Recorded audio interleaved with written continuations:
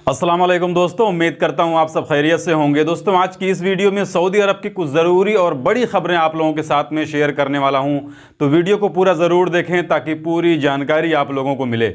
आज की इस वीडियो में ज़्यादा नहीं 5 अपडेट मैं आप लोगों के साथ में शेयर करने वाला हूं, जिसमें सबसे पहली अपडेट वो सऊदी अरब में हैवी गाड़ियों के ड्राइवरों के लिए है, जो ट्रेलर और ट्रक वगैरह चलाते हैं। तो इनके लिए ट्रांसपोर्ट जनरल अथॉरिटी की तरफ से एक नई अपडेट आई है कि अब जितनी भी हैवी गाड़ियां हैं, जैसे ट्रक वगैरह, ट्रेलर वगैरह, इस तरह की गाड़ियों को हाईवे रोड पर लाने से पहले उन्हें एक परमिट की जरूरत पड़ेगी। और ये कानून 18 सितंबर 2022 यानी इतवार से ही लागू कर दिया गया है। ट्रांसपोर्ट जनरल अथॉरिटी वालों की तरफ से कहा गया है कि ये जो परमिट होगा, ये आपकी कंपनी आपको ऑनलाइन निकाल कर देगी।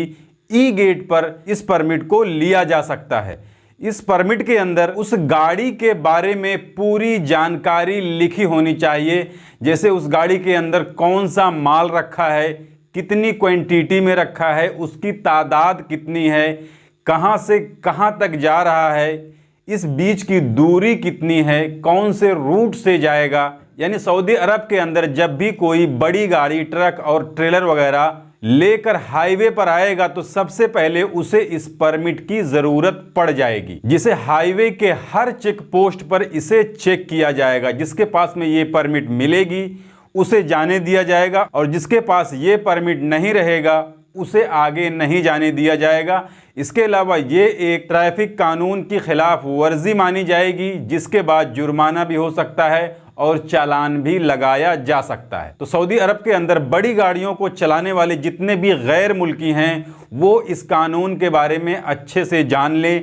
हालांकि ये समस्या जो है ये उनकी ट्रांसपोर्ट कंपनी की है, जिस कंपनी में वो काम करते हैं, लेकिन फिर भी इस नए कानून के बारे में अपनी कंपनी से जान लें तो अच्छा रहेगा। इसके अलावा अगली जानकारी वो मिनिस्ट्री ऑफ कॉमर्स की तरफ से है। देखिए, सऊदी अरब के अंदर अभी भी हजारों गैर मुल्की हैं जो सऊदी में सऊदियों के नाम पर अपना बिजनेस चला रहे हैं। इसको लेकर के बार बार वार्निंग भी दी जाती है और बार बार न्यूज भी आती है कि गैर मुल्की को सऊदी के नाम पर बिजनेस चलाते हुए पकड़ा गया, जो कि कमर्शियल फ्रॉड वाले जुर्म में आता है। और इसके लिए इतना ज्यादा जुर्माना है कि जितना आप कमाए नहीं होंगे अब तक, उससे ज्यादा फाइन लग जाएगा और जेल जो होगी वो अलग से। तो इसी में एक पाकिस्तानी को अरेस्ट किया गया है, जो सऊदी अरब के अंदर एक सऊदी शहरी के नाम पर अपना ठेकेदारी का बिजनेस करता था। ये पकड़ा कैसे गया, ये भी एक बड़ी इंटरेस्टिंग कहानी है, जिसे मैं आप लोगों को बता देता हूं।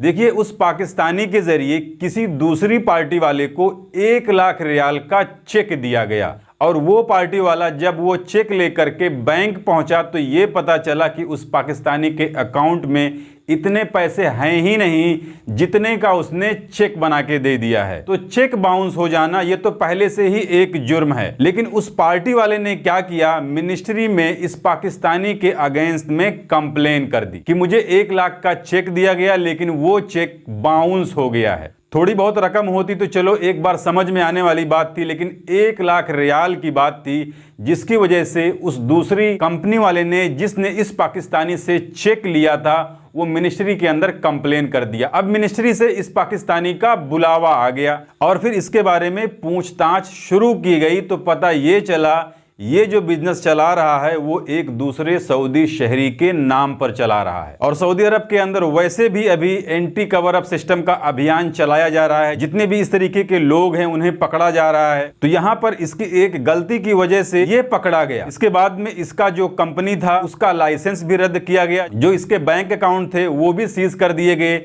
जो इसकी ऑफिस वगैरह थी उसे भी सीज कर दिया गया। और इसमें सिर्फ इस पाकिस्तानी को ही नहीं पकड़ा गया, बल्कि उस सऊदी शहरी को भी अरेस्ट किया गया है। तो सऊदी अरब के अंदर जितने भी गैर मुल्की सऊदी शहरियों के नाम पर अपना बिजनेस चला रहे हैं, वो आज नहीं तो कल पकड़े जाने वाले हैं, क्योंकि सऊदी अरब के अंदर इस चीज को लेकर के अभी बहुत ज्यादा तफ्तीश हो रही है। इसके अलावा अगली जानकारी वो सऊदी अरब के अंदर काम करने वाले गैर मुल्कियों के लिए बहुत ही जरूरी है, जिसे सऊदी अरब के अंदर काम करने वाले हर गैर मुल्की को जानना चाहिए।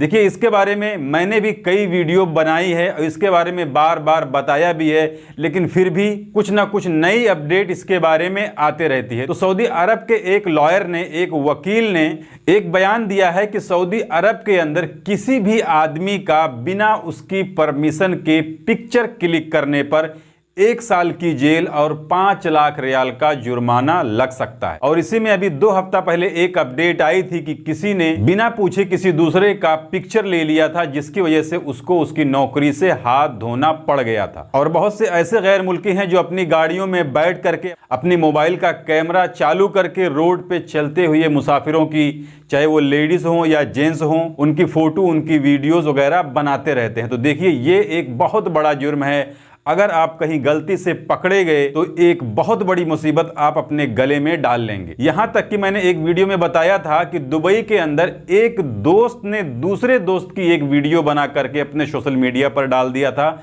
जिसकी वजह से उसे जेल जाना पड़ा था। हालांकि वो दोनों एक ही रूम में रहते थे। तो अब आप समझ सकते हैं कि गलती से किसी अजनबी आदमी का, किसी अनजान आदमी का वीडियो फोटो आप बनाते हुए पकड़े गए तो फिर आपके साथ में क्या होने वाला है। इसके अलावा अगली जानकारी, जैसा कि सऊदी अरब के अंदर बहुत से ऐसे काम करने वाले गैर मुल्की लोग हैं जो अपने छुट्टी वाले दिन मछली वगैरह का शिकार करने के लिए चले जाते हैं, जहां पर ऐसी चीजें उनके नजदीक होती हैं कि वहां पर मछली वगैरह पकड़ा जा सकता है। तो देखिए, इसमें इन्वायरमेंटल डिपार्टमेंट वालों की तरफ से एक अपडेट आई है, जिसमें इन्होंने कहा है कि किसी भी ममनुआ जगह पर, यानी प्रतिबंधित जगह पर अगर कोई शिकार करता है तो इसके लिए उसके ऊपर 5,000 रियाल का जुर्माना लगाया जाएगा। तो देखिए, आप सऊदी अरब के अंदर अगर रहते हैं, काम करते हैं, इस तरीके का आपका शौक है कि आपको अपने छुट्टी वाले दिन मछली वगैरह पकड़ने के लिए जाते हैं कहीं पर, तो पहले इस चीज़ के बारे में जानकारी ज़रूर रख लें कि जिस जगह पर आप जा रहे हैं कहीं वो गवर्नमेंट की तरफ से ममनुआ तो नहीं है, प्रतिबंधित तो नहीं है, क्योंकि गलती से अगर आप पकड़े गए तो फिर 5,000 रियाल आपके ऊपर जुर्माना लग जाएगा। और ये सिर्फ मछलियों के लिए ही नहीं है, और भी दूसरे परिंदों के लिए, जानवरों के लिए भी ये कानून है कि अगर कोई इस तरीके का काम करता है तो उसके ऊपर पेनाल्टी लग जाएगी। इसके अलावा अगली जानकारी, जैसा कि अभी सऊदी अरब के अंदर यौमुल वतनी आने वाला है, जिसमें आपकी छुट्टी भी रहेगी, जिसकी छुट्टी नहीं रहेगी उसको ओवर टाइम मिलेगा। तो इसमें स्कूल की जो छुट्टी रहेगी वो 3 दिन की रहेगी, जिसमें बुधवार और जुमेरात दोनों शामिल रहेंगे। ये मैं इसलिए बता रहा हूं कि सऊदी अरब के अंदर जितने भी हमारे हाउस ड्राइवर भाई हैं उन्हें ये जानकारी हो जाए, क्योंकि सबसे ज़्यादा प्रॉब्लम उन्हें ही होती है। इसके अलावा अगली जानकारी वो ज़कात टैक्स एंड कस्टम अथॉरिटी वालों की तरफ से आई है। देखिए, आपने अक्सर सऊदी अरब के अंदर दूसरे मुल्कों की गाड़ियों को चलते हुए देखा होगा, जैसे इमारात की हो गई, दुबई नंबर प्लेट की हो गई, कुवैत नंबर प्लेट की हो गई, कतर नंबर प्लेट की हो गई, बहरीन वगैरह, यानी जो अड़ोसी पड़ोसी जो मुल्क हैं वहाँ की गाड़ियाँ अक्सर आपको चलती हुई सऊदी अरब के अंदर दिखाई दे रही होंगी।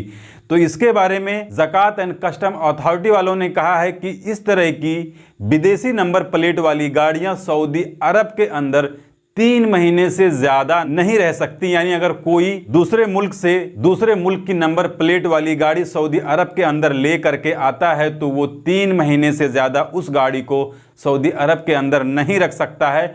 अगर उससे ज़्यादा वो रखेगा तो फिर हर दिन के हिसाब से 20 रियाल का जुर्माना लग जाएगा। यहाँ तक कि उस गाड़ी की जो कीमत है उसका 10% जुर्माना ना लग गया हो। इसके अलावा आप लोगों से रिक्वेस्ट है कि आप लोग हमारे फेसबुक पेज को भी फॉलो कर लीजिए, जिसका स्क्रीनशॉट आपको स्क्रीन पर दिख रहा होगा, और उस मेरे फेसबुक पेज का लिंक भी इसी वीडियो के डिस्क्रिप्शन में आपको मिल जाएगा। तो ये थी आज की इस वीडियो में सऊदी अरब की कुछ ज़रूरी खबरें जिसे मैंने आपके साथ में शेयर कर दी। जानकारी अच्छी लगी है तो वीडियो को लाइक कर दीजिए।